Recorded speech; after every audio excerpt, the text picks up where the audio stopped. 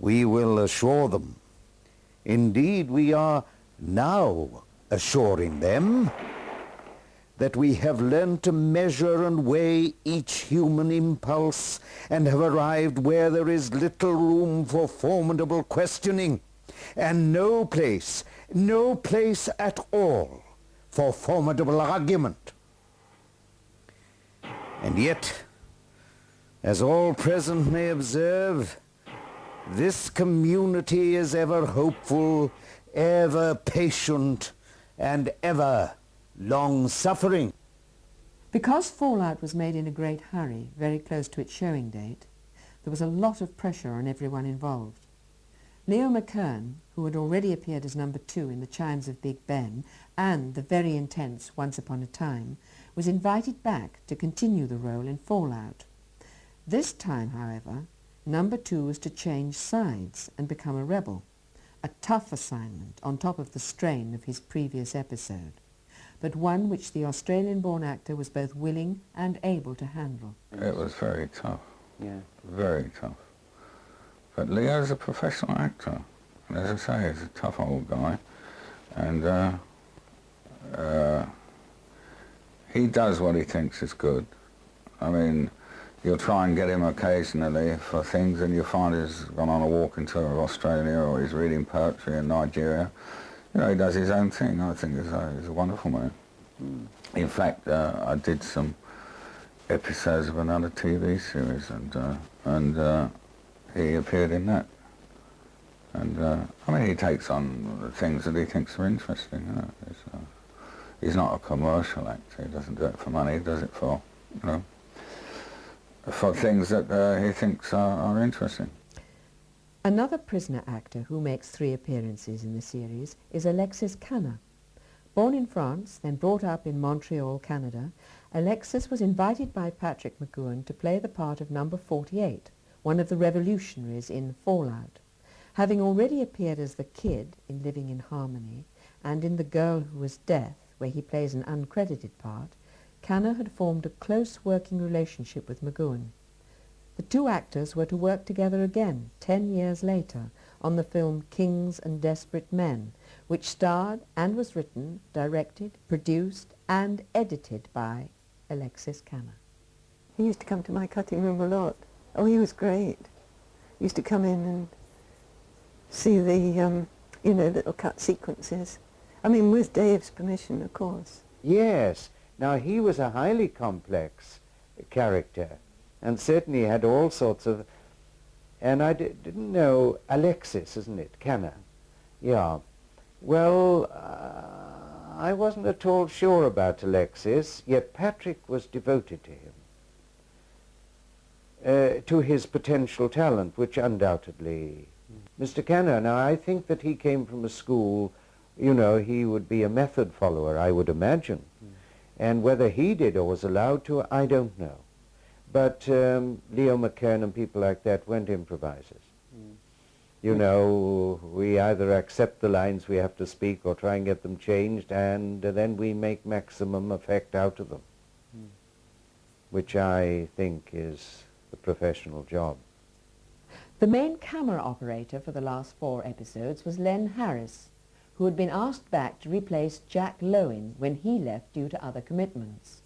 Len Harris clearly remembers talking to McKern between takes on this final episode.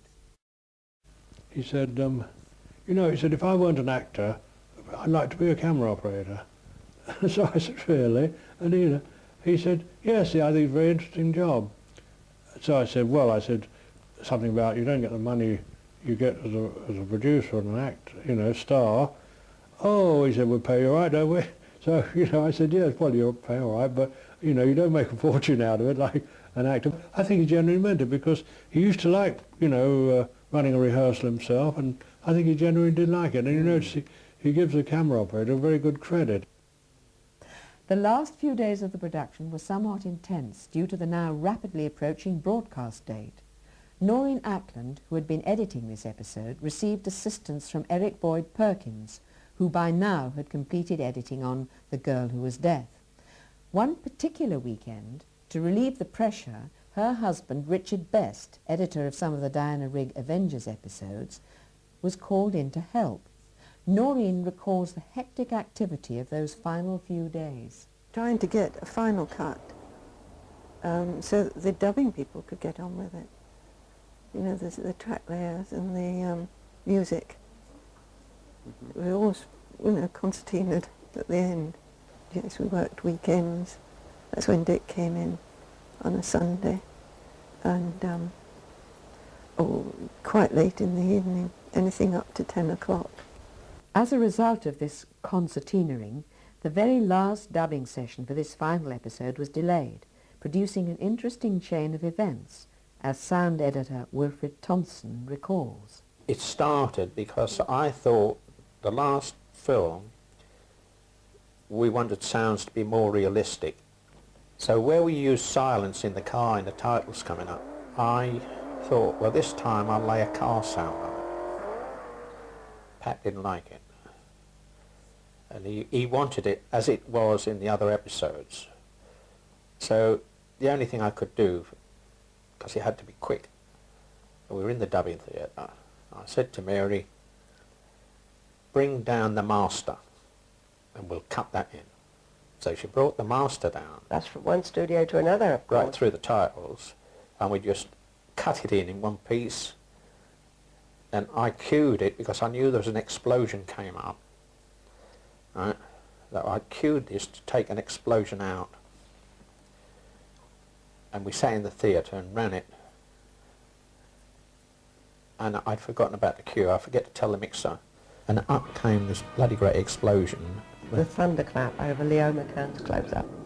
I mean, the stress, the pressure we were under.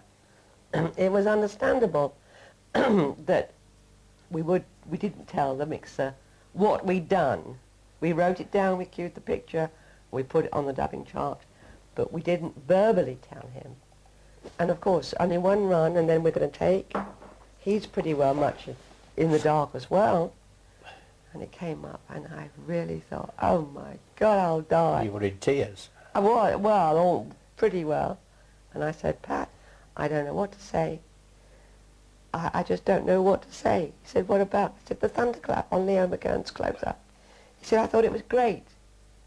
You know, what a man to let you off like that. That is Pat's character.